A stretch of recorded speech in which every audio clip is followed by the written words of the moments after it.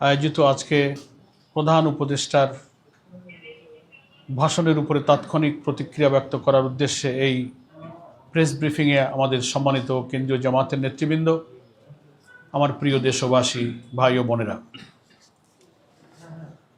সবাই আমরা জেনেছি এবং অনেকেই আমরা শুনেছি দুপুর 2:30টার পর আমাদের প্রধান উপদেষ্টা জাতির উদ্দেশ্যে যে ভাষণ দিয়েছেন,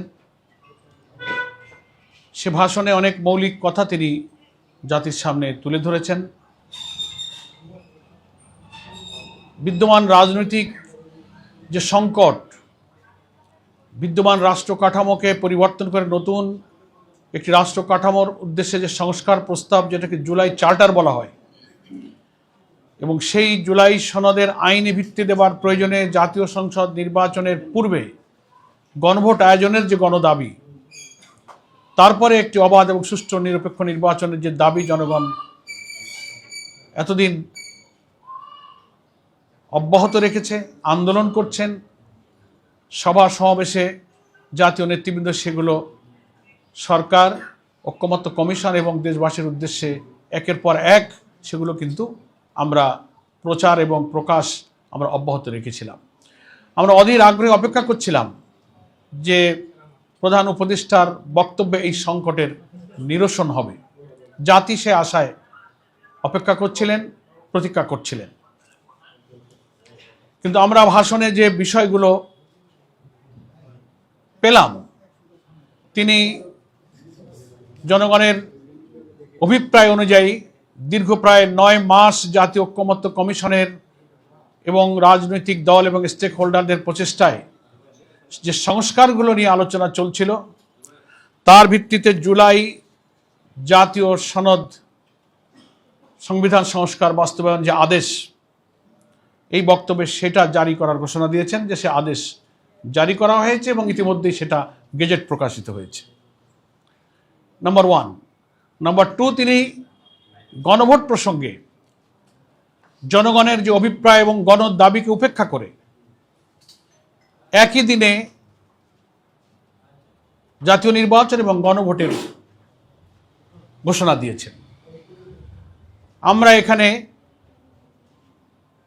বাংলাদেশ জামাত ইসলামীর পক্ষ থেকে খুবই পরিষ্কার করে বলতে চাই যে প্রধান উপদেষ্টার একই দিনে গণভোট এবং জাতীয় নির্বাচনের ঘোষণায় জনগণের আকাঙ্ক্ষা পূর্ণ হয়নি।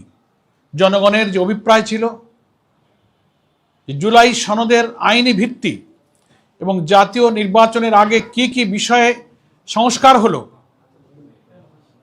নতুন প্রস্তাবিত জুলাই চার্টারের ভিত্তিতে সংবিধানের কি কি সংশোধনী প্রস্তাব যাচ্ছে, যে 48টি প্রস্তাবে আমরা সর্বসম্মত হয়েছি, সাংবিধানিক সংস্কার সহ অন্যান্য সংস্কার, এগুলো জাতীয় নির্বাচনের পূর্বে জাতিকে জানাতে হবে, ভোটাররা জানবেন, তার উপরে মাইন্ডসেট হবে, তারপরে তার উপরে হা না মতামত দেবেন। কিন্তু একই দিনে জাতীয় নির্বাচন, একই দিনে গণভোট হলে ভোটার তো সেই জুলাই চার্টার সম্পর্কে অবহিত হয়ে তিনি হা না ভোট দেবার পূর্বে তিনি তো সেটা আগে বুঝবেন, মাইন্ডসেট করবেন, অথচ একই দিনেই তাকে ওই সিদ্ধান্ত নিতে হবে, আবার একটা প্রতীকে তার জাতীয় নির্বাচনের ভোটও দিতে হবে। এটা একটা সংকট তৈরি করবে। আমরা বারবার অনুরোধ করেছি, যুক্তি দিয়েছি, এটাও আমরা বলেছি যে বাংলাদেশের জাতীয় নির্বাচনের ইতিহাসে কেয়ারটেকার হোক আর যত নিরপেক্ষ নির্বাচনের কথাই আমরা বলি, প্রত্যেকটা নির্বাচনে কম বেশি কিছু কিছু ভোট কেন্দ্রে সহিংসতা হয়ে থাকে, বিশৃঙ্খলা হয়ে থাকে, 2-5টা কেন্দ্র বন্ধ হয়ে গেল, গোলাগুলি হলো, স্থগিত হয়ে গেল। তো একই দিনে ভোট হলে এমন ঘটনা তো যে কোনো কেন্দ্রে ঘটতে পারে, 5টা কেন্দ্র বন্ধ হয়ে গেল, তাহলে জাতীয় নির্বাচন প্রতীকের ভোট বন্ধ হলো, সেই দিন গণভোটের দশাটা কি হবে? এর কোনো জবাব নাই। জুলাই সনদে এই যে 12.5 কোটি প্রায় ভোটার কি কি বিষয় হা বলবে না বলবে, বিফোর ন্যাশনাল ইলেকশন জাতিকে সেটা জানতে হবে, স্টাডি করতে হবে। ইলেকশন কমিশন সেটা পাবলিক করবেন, ওয়েবসাইটে দেবেন, তারপর না এত ক্রিটিক্যাল বিষয়ে তিনি সিদ্ধান্ত নেবেন। অথচ সেই সুযোগ না দিয়ে 2টা ভোট একজন ভোটারকে একই দিনে দিতে গিয়ে একটা সংকটে ফেলে দেওয়া হলো। আমরা যে সংকট নিরসনের জন্য বাংলাদেশ জামাত ইসলামী সহ 8টি ইসলামী এবং দেশপ্রেমিক সমমনা দল দাবি করে আসছি যে এই ভোটটা জাতীয় নির্বাচনের আগে করতে হবে। তাহলে এটার আইনি ভিত্তিটা দৃঢ় হবে, এটা নিয়ে পরবর্তীতে আদালত এবং আইনি ভিত্তি নিয়ে কোনো প্রশ্ন উঠবে না। সেই সংকট কিন্তু রয়েই গেল, এই সংকটটা নিরসন হলো না। এটা হচ্ছে আমাদের জামায়াতে ইসলামীর আপাতত প্রতিক্রিয়া।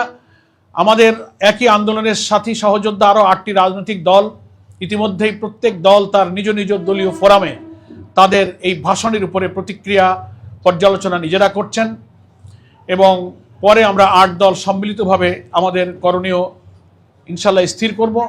আমাদের শীর্ষ নেতৃবৃন্দ বিস্তারিত পর্যালোচনার পর সে ব্যাপারে আমাদের আরও প্রতিক্রিয়া ব্যক্ত করব।